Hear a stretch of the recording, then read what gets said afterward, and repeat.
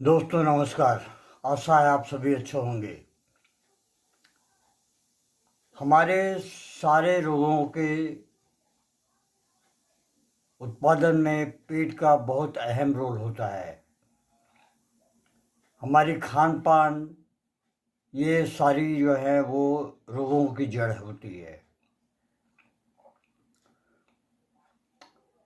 इसीलिए हमें खान पान में ज़्यादा तेल मसाले, बाहर के बर्गर पिज़्ज़ा इन सबको हमें त्यागना चाहिए। घर की बनाई हुई चीज़ें खाएं और बहुत ही सिंपल चीज़ें खाएं। ज़्यादा तेल मसालों का प्रयोग ना करें तो ही आप स्वस्थ रह सकते हैं और लंबी उम्र पा सकते हैं। पेट के रोगों के लिए हम ज़्यादातर दूसरी दवाइयाँ खाते हैं, लेकिन वो हमें क्षणिक राहत देती है। हमें कभी भी पूरी तरह से राहत नहीं मिलती। हमारी होम्योपैथी में बहुत सारी ऐसी दवाइयाँ हैं जो आपको पूर्ण रूपेण स्वस्थ रखेंगी। आइए हम जानते हैं कि पेटों के गड़गड़ाहट में क्या करना चाहिए और क्या नहीं करना चाहिए, और दवाइयों के बारे में जानें। यह हमारे लिए एक बहुत ही अनिवार्य विषय है। आंतों में गैस के कारण पेट फूल जाता है। पेट से बराबर जो है वो गड़गड़ाहट की आवाज़ आती रहती है, गड़गड़ गड़गड़ करता रहता है। ऐसी स्थिति में पेट के गैस और पेट फूलने आदि को समाप्त करने के लिए विभिन्न होम्योपैथिक औषधियों का प्रयोग किया जाता है। रोग में अधिक जल्दी लाभ के लिए बीच बीच में अन्य औषधियों को भी दी जाती है। बीच में दी जाने वाली औषधियाँ जो हैं वो हैं आयोडियम, सल्फर,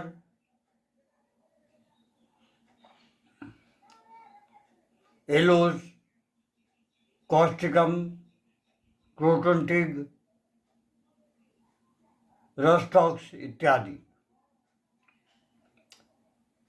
इन औषधियों को बीच बीच में अगर आप लेते हैं तो आप 12 या फिर 1 mg की पोटेंसी में एक दिन के बीच बीच में लें, अगर बहुत ज़्यादा तकलीफ है तो।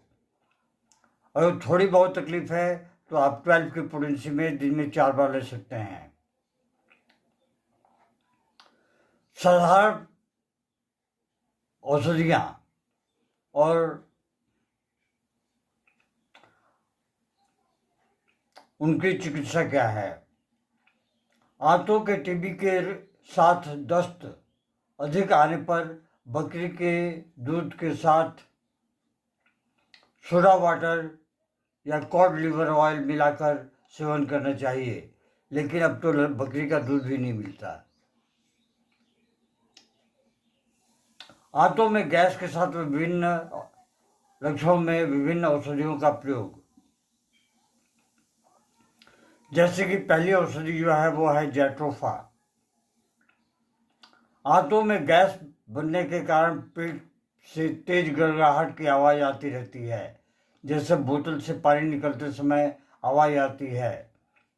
पेट से गड़गड़ाहट की आवाज़ आने के साथ तेज दस्त लगता है, जिसमें गड़गड़ाहट के साथ दस्त या उल्टी होने की संभावना होती है। ऐसी स्थिति में रोगी को जैट्रोफा औषधि की 6, 12 या 30 की पोटेंसी का प्रयोग करना चाहिए। जैट्रोफा औषधि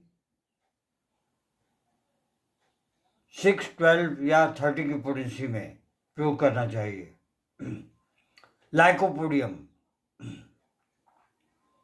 आंतों में गैस बनने पर गड़गड़ाहट की आवाज़ आना तथा पेट का फूलना और कब्ज बनने पर रोगी को लाइकोपोडियम औषधि की 12 की पोटेंसी को दिन में 3 से 4 बार दें।